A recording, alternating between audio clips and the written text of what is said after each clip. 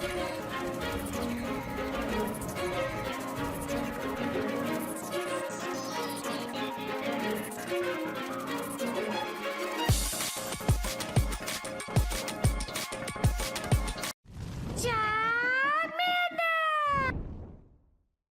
guys, King of Charmander here. Today I'll be your judge, your jury, and your analyst. And today I bring you a shoutcast of my Hydreigon anti-meta team that I broke Season 1 with.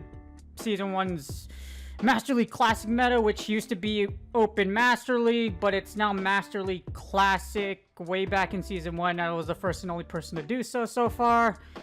And it actually went 10-0. I went on a 10 win streak and I never realized it. It went 5-0 once, and on the second batch of on the second set, I think I went like 3-2, and then I went like 5-0 and then 2-3. So I went 10-0 with it. So it was pretty nuts. I wasn't expecting it, especially with like all the leads I lost, because you're gonna see in like more than, I think, out of the 5 battles, 3 of them I lose the lead, and I'm like, ah, crap, because the problem is the Zacian Dialga core is just so freaking strong, especially Zacian in general. And once the crown version comes out, we're all doomed. So for those of you that don't get a crown Zacian, you're pretty much gonna die for Master League, because crown Zacian is super overpowered. In my opinion, should never be allowed in Go Battle League. But they're gonna do it anyways, because you know why? Niantic needs to make that money. Speaking of that money, you might be thinking, well, actually my mental health tip for the day, because I actually had to help out a little bit with gambling addiction. Pokemon Go raiding. Okay, so the thing is, raiding is a death trap. Yes, you're gonna spend hundreds of dollars, etc. King of Charmanders has, because it's because I used to raid very heavily back in the day. But don't feel like you need to go through every single raid boss. That's what happens. What happens is, through this, once you feel like you have to get a hundo, you get this anxiety that you have to get the next one because you're gonna miss out on it. It's called fear of missing out. For those of you that haven't heard about it, fear of missing out is the anxiety you get when you don't get the latest and greatest shiny, or when you don't get the hundo for the next raid boss, etc. People that have gotten every single hundo legendary, or spend hundreds and or thousands of dollars on this game, or tens of thousands, if not in the 6-figure range already. Pretty sure some people have gotten there. It's incredibly unhealthy for you, because you're going after something that you don't guarantee to get, and Niantic preys on you to do that. If you do it, nothing wrong with it. Trust me, I loved raiding, but this was physically back in the day when I was literally with my friends, like many of you, and you would physically drive around. You'd have your raid group, and you would all be in the car, and you just chill, and just oh my gosh, and then nothing was better back in the day. Unfortunately, coronavirus happened, so now remote raiding came out, and then it's essentially taken away that in-person aspect from raiding away, because there's no point of doing it anymore. Why raid physically in person and possibly get corona when you could just raid online? And unfortunately, it's created this gap in Master League where, unless you have without a Zacian or a Dialga, you're essentially really underpowered. So it doesn't mean you can't compete without it. Just don't expect to see someone out there being literally every legend that I know, etc., has either used Zacian or Dialga. Literally, either one. It never fails, because it's really that OP. And it's the reason why Pokemon Go PvP hasn't gone in anywhere big. You might as well play Halo. You know why? Because Halo has a low barrier to entry. It is a million times more popular than Pokemon Go ever was as far as the PvP aspect. So if you find yourself being really anxious, stop raiding, or tell yourself it's okay. Break your feedback loop, because you don't need every single freaking hundo raid boss out there. We've already had one instance in Pokemon Go where someone literally was just financially irresponsible, raided to keep up with the game, and literally wrecked their personal finances. They were one of the top. I don't even consider people as top players in the game, because the game is very subjective to where you live. If everybody had an even playing field, a lot of people that were at #1 right now, you wouldn't be #1. I'm pretty confident there's someone out there crazier than you. They just don't live in an area, so they probably just gave up right away. So there are more overpowered places out there for Pokemon Go than other people. So again, just break your feedback, Luke. And I hope you enjoy this 10-0 shoutcast. I'm not going to shoutcast all 10 battles. I picked 5 of them and I said, alright, let's go. And I hope you enjoy it. Alright, so here are the battles. As you see here, we start off with Hydreigon versus an Yveltal, and this is actually a terrible lead. There's not, this is kind of neutral because here's the thing, even though it's because Dark Pulse is resisted, and along with that they have Focus Blast. So it's a very weird matchup. You technically don't win this matchup. You technically lose it just because they can get to 2 Focus Blasts, so you're gonna have to expend both shields. But what I'm hoping here is my opponent doesn't know that I have Flash Cannon. So they stopped tapping, and I'm not sure why, but I'm like, are you gonna shield this? Because they might not know it's Flash Cannon. So my opponent may or may not have lagged out. It goes back pretty quickly, so I'm assuming they haven't. And they actually start tapping after this. So I'm like, okay, you didn't lag. You're just really confused at what to do. As you see there, I'm pretty sure they didn't lag. It was just like, oh, what the hell? Is this a Hydreigon? What do I do? Do I shield this or do I not? So we're doing pretty good right now. And I'm really confused because I'm like, why wouldn't you just, like, yeah. But then again, I don't think many people know that Hydreigon has Flash Cannon just because it's such an off-the-wall Pokemon. Unless you've seen, like, there was one other person that featured Hydreigon, but it was done in Master League Classic. So it wasn't actually an open Master League right here. Our opponent elects to not shield again, and I'm wondering why. I'm like, why would you go down another? I'm like, why? What are you doing, sir? You lose shield advantage, and you have a Mewtwo. I mean, this is not a bad idea. Mewtwo with 2 shields is strong, but in Master League, you don't know what I have in the back, so it's still a very ballsy play.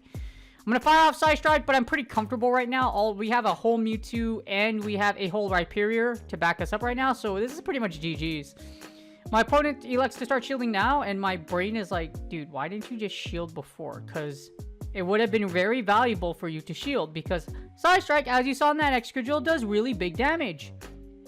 I am not sure why my Mewtwo, well, you know, I have shiny powers too. My Mewtwo is like Broly, you know what I mean? Because you know when Broly goes Super Saiyan, Legendary Super Saiyan mode, he turns like greenish yellow. So it's like, if for those of you Dragon Ball Z fans out there, you know exactly what I'm talking about. If you watch the movie in theaters, by the way, you are an absolute champion. And Broly is finally canon. I'm so excited. Because Broly, for those of you that don't know, before Dragon Ball Super came out, Broly was not canon. Broly was like a movie star, and it wasn't canon. But now he is canon, so I'm super happy about that. Good anime reference here. Then all we're going to do is backhand the unholy crap out of their Mewtwo, because all we have to do is Mudslap down, and that is GG's. So, yeah, if you shielded once, you would have had a very comfortable matchup, but it doesn't really matter. Unless you have Focus Blast, and even if you do, you likely don't have the energy for it, and that's GG's. Very interesting first match. I guess you don't, well, when you're facing a Hydreigon, you really don't know what to do. This was my first 5-0, so it was like, oh, I 5-0'd. I was like, wait a minute, didn't I 5-0 after this? And I was like, finally, you know, finally, I get a 5-0 with this freaking team. Because it's so hard to freaking do, and I guess what happened is that essentially I just adapted to, like, kind of the new meta. And just, like, naturally, when you play something a bazillion times, especially, like, this team, since I did create it, and it's just hard to play since Season 2, because there's so many things out there that can wreck this team that you have to be super creative, find out win conditions.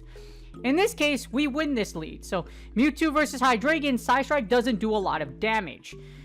If you haven't faced a Hydreigon, you probably be like, okay, you know what, Side Strike can do damage. And then as you see here, nah, you don't even do, you do like 20%, bro. And then I have to watch out, as you see here, I kind of like tap on the right because I'm expecting them to switch, and they do. This is kind of a misplay. Ideally, I should have just stayed in with Hydreigon, because there's no reason for me to throw Mewtwo into their Kyogre. I guess what I was thinking at the time, I was like, okay, you know what? I might be able to just take out their, like, you know what? I might as well just save Hydreigon for the Mewtwo. Because if the Mewtwo doesn't have Focus Blast, and they might have Shadow Ball, might have a better matchup against my Mewtwo. They elect to let the first Side Strike go, and I wonder why. But it makes sense. You want to save shields for Mewtwo. Not a bad play. And I overcharge just a little bit here so I can get the Side Strike off, hopefully force a shield, and get a little extra energy for whatever they throw in after we KO here. Our opponent does elect to shield, so I'm like, okay, cool. Maybe I'll get the CMP, and I don't hit CMP. It's perfectly fine, though. What I'm going to do here is I'm actually going to let my Mewtwo go. I could possibly Psycho Cut down, but, like, that's a ballsy play, and why leave Hydreigon down? Shield advantage. I can send Hydreigon in, get energy, and if they happen to have a Togekiss running back, I can Flash Cannon, so... And it's not a freaking Togekiss, it's a freaking Dialga, and I'm like, oh my god, of course you would have a Dialga. I'm hoping this goes through, Because if it does, I can send in, like, Rhyperior with that chip damage from Dark Pulse. Rhyperior is pretty comfortable because I can Mud Slap down. I'm going to eat this Psy Strike. This is definitely a Psy Strike. Unless they have Ice Beam, then I'm, like, terrified because that would really suck. And they have Psy Strike. My idea here is to Mud Slap down, and then I'm going to double Superpower for the W. I'm going to hit you with a big 1-2, 1 Punch Man, and that's GG's. I have to shield this one, but it's perfectly fine. I should be able to just Mud Slap down Mewtwo, and I should have enough energy for 2 Superpowers. Now, it's kind of scary because I'm like, okay, you know what? You need Dialga. So, fun fact, in order for Superpower to KO, it needs to be at, like, half HP. So, like, I totally forgot where Dialga was at because, you know, this dang thing is so freaking overpowered and shouldn't even exist and be permabanned from freaking Go Battle so that people can stop spending a $200,000 mon. I wonder how many perfect or, like, if you combine how many people are using Dialga and Master League, times that by, like, 90. And that's probably how much they spent on a Dialga. Unless it's perfect. But, like, unless I get a perfect Dialga, I wouldn't spend on it or spend dust on it. And I don't have one, so I don't use it.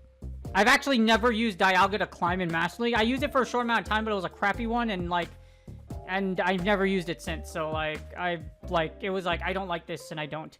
This battle is really crazy. As you see, we lose lead against Zacian, so I have to switch out. And now we get an Yveltal into our Mewtwo. And this is really freaking bad. So my prayer here, fun fact, for those of you that are focus blasting the holy hell out of freaking Yveltals like I am, if you get a focus blast through shields, you will actually get Yveltal in the red because this does neutral damage. Fighting is super effective against Dark, and even though focus blast is resisted, it will do neutral. And as you see here, we managed to get we get it off, and then I'm hoping they don't fire right away, and I managed to hit it on CMP. So I'm like, all right, cool. They're likely going to shield here, though, just because you have, like, enough energy. You have, like, a bazillion energy. So, as you see here, they do shield. Not worth... I approve of that play. You don't want to lose all your energy anyways. And I have the option of either letting Mewtwo go or, like, keeping it. I choose to keep it just because I might be able to Psycho Cut down. I might be able to Psycho Cut down. And I'm like, okay, you know what? There's no way in hell it's going to happen. As you see, I tap while they're firing their last snarl because I'm like, okay, you know what? There's no way in hell it's going to happen. I'm going to let Mewtwo take out, and then they shield again, and I'm going to snipe them down with Dragon Breath, and that works out. Now, here's the funny part. This is hilarious.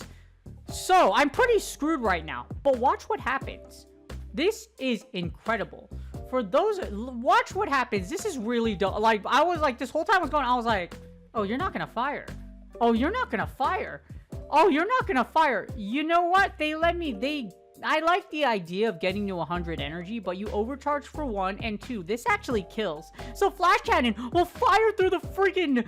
will fire through this, and they will just lose all that energy, and dang, bro. Like, dang, dude. Yeah, Hydreigon has Flash Cannon, but as you see, when you play nothing but super meta, like the Zacian Dialga core, you aren't going to know anything anyways. So, GG's. At this point, it's pretty much game over. I have a whole Mewtwo. This thing's hurt enough to where I can live in Iron Head.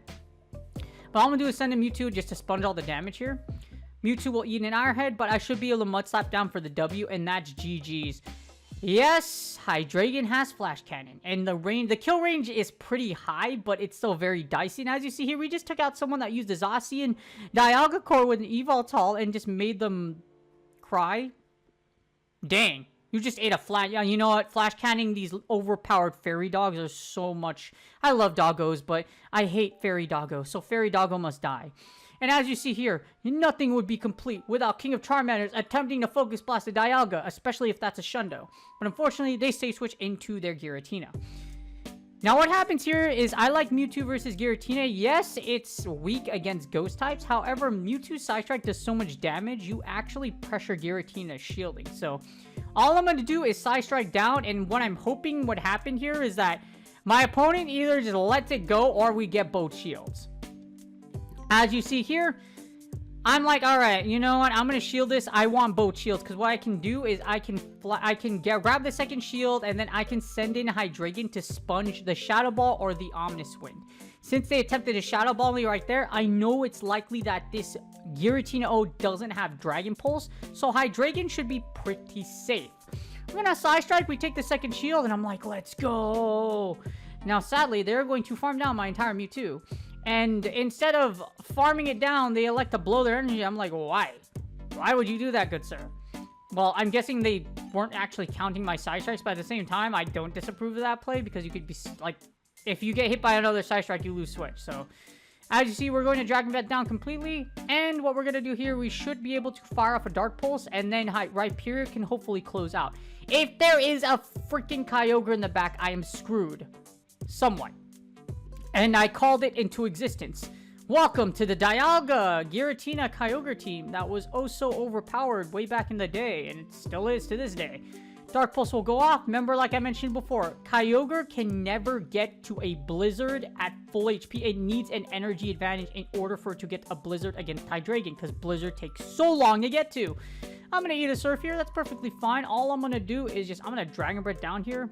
And then I'm gonna fire off this Dark Pulse, and then I'm going to Mud Slap the unholy crap out of your super meta Metal Dragon in the back, and that's gonna be freaking GG's. It's so satisfying when this happens. As you see, I lost the lead pretty dang hard for the past 2 battles, but you know what? Because King of Charmander is such a great freaking battler, and he's using a super intricate team. No, seriously, it is a super intricate team that isn't really... I don't recommend people to use Hydreigon in Master League Classic. The only reason I'm using it is because I'm really used to this. Like, this isn't me I'm not thinking about the, like, I'm not stressing over these win cons. And instead of getting that superpower off, our opponent just elects to quit out. It makes me a little sad. I'm like, why didn't you just let me punch in your face, bro? This is for the 10-0, and as you see, we lose the lead again, and Excadrill into Hydreigon, and I am crying right now because I'm like, are you serious, dude? Here I am about to try to pull off the sweet 10-0, and you know what? It's like, or actually, I was like, this was the second 5-0, and I was like, okay, we get an Excadrill. I can live a Rock Slide and a Drill Run, so I'm gonna just take one, as you see here, and they switch into a Lugia. This really sucks. So I'm like, this Lugia beats Hydreigon pretty freaking hard.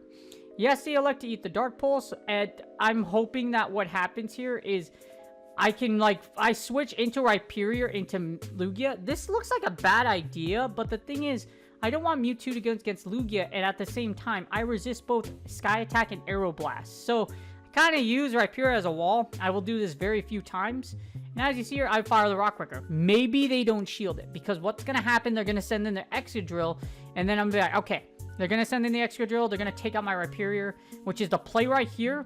And then I'm just going to sack my Rhyperior to the gods. Hopefully, as you see with all this chip damage we're doing against this Excadrill, my idea for this is to shield. And maybe I could farm it down and throw all of that energy in the back row. Our opponent still has 2 shields though, so it's not like I'm really comfortable. And they get the superpower, and I'm like, oh my god.